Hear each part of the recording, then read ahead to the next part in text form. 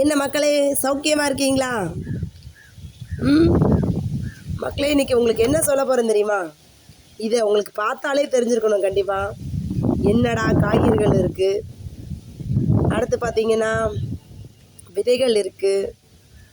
இன்றைக்கி என்ன சொல்ல போகிறாங்க? ஆமாம், நீங்கள் எதிர்பார்த்தது சரிதாங்க. இந்த இயற்கை உணவுகள் செய்கிறதுனால, சாப்பிட்றதுனால நமக்கு என்ன நன்மைகள் கிடைக்க போகுதுங்கிறதா இன்றைக்கி வீடியோவில் பார்க்க போகிறீங்க.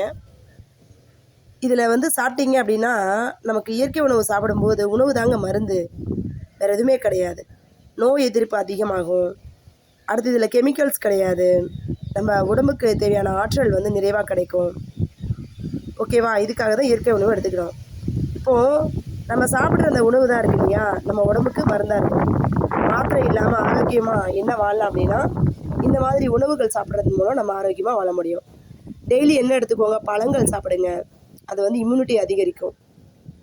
சிறுதானியங்கள் சாப்பிடுங்க. சிறுதானியங்கள் சாப்பிட்டீங்க அப்படின்னா என்ன பண்ணும்? சர்க்கரை, அதுக்கப்புறம் என்ன பண்ணும்? உடல் எடையை கட்டுப்படுத்தும். அதுதான் சிறுதானியத்தோட மகிமை. ஓகேவா?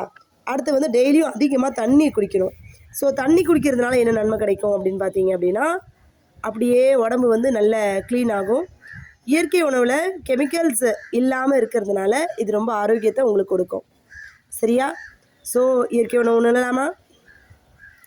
உணவே மருந்து, இயற்கை உணவே மருந்து, காய்கறியும் பழங்களும் நன்மை தந்திடுமே, வேதி உரம் பயன்பாடில்லை, நல்ல உடல் ஆரோக்கியம் என்றும் கிடைத்திடுமே, என்றும் கிடைத்திடுமே. சாப்பிடுவீங்களா? நீங்கள் எந்த மாதிரி இயற்கை உணவு சாப்பிட்றீங்க? டயட் ஃபுட் ஃபாலோ பண்ணுறீங்களா இல்லையான்னு கமெண்ட்டில் கொடுங்க.